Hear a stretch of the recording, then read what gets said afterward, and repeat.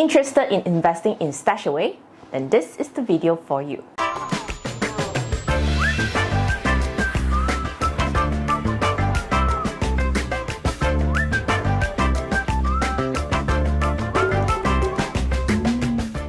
Hey everyone, welcome back to the Financial Fitness channel. My name is Ivy. If you're new here, our channel is all about money and self-development tips. So if you haven't subscribed to us, feel free to hit that subscribe button down below. Today, I will be sharing with you my experience in using Stashaway. Here's a disclaimer. I am not an expert, nor am I a representative of the company. So if you really are interested, then go look for the company themselves. So without further ado, let's get started. I roughly invested about 1,000 ringgit.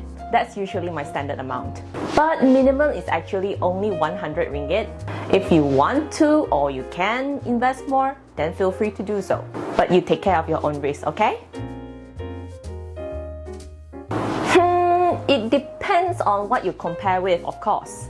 After 3 months of investing, my 1,000 ringgit grew to about 1,006 ringgit 0.67 cents. So I roughly earned about 0.67%.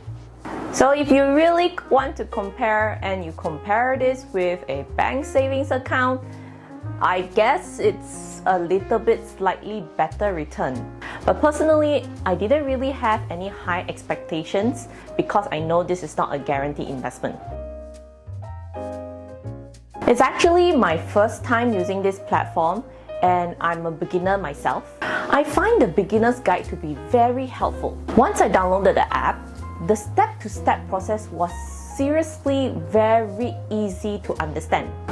They actually included a survey which you must answer, and after that, they will analyze and then recommend the investment strategies and funds that suit to your risk portfolio and financial goals.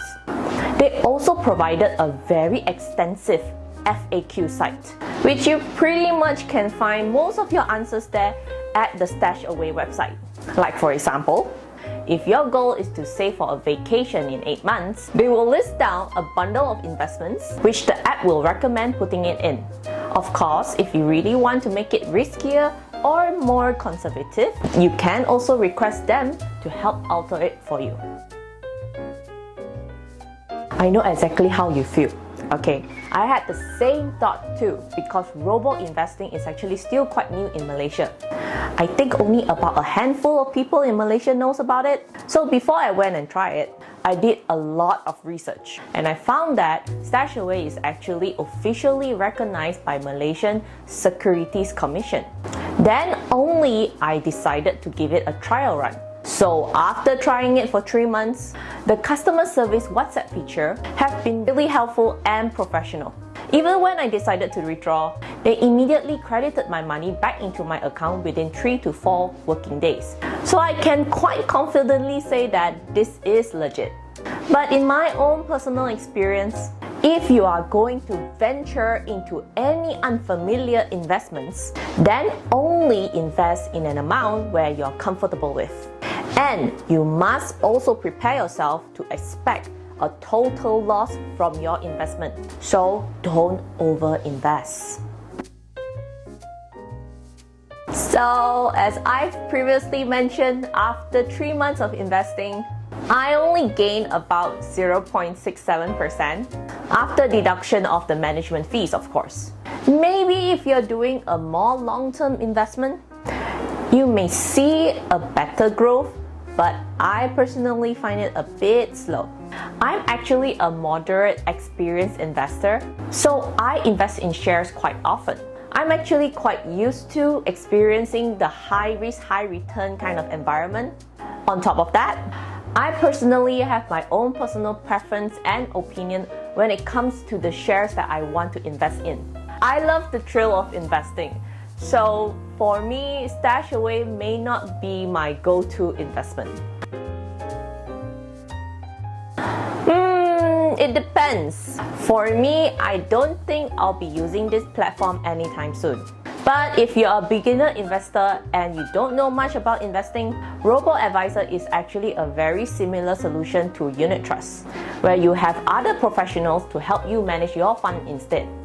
It's just that instead of asking a human to manage your fund, robo-advisor uses algorithm and system to automatically reinvest your portfolio according to your risk. And the management fee is definitely way lower compared to unit trusts. But if you feel that you prefer humans to manage your funds, then go ahead and invest in unit trusts or any other funds out there that requires human interaction. Because personally, I think that there is only a maximum extent to what a robot can do. And I personally prefer to have opinions and suggestions from a human when it comes to my investment portfolio. So all in all, I can just say that it really depends on your own preference. If you got a good amount of money, the best practice is of course still diversifying your portfolio and invest in both sides. You can always change your portfolio along your investment journey. Thank you for watching. If you find this video to be useful, please do give us a big thumbs up. Do share with us with your own experience on Stashaway. We and also the community will definitely love to hear from you. Until next time, bye!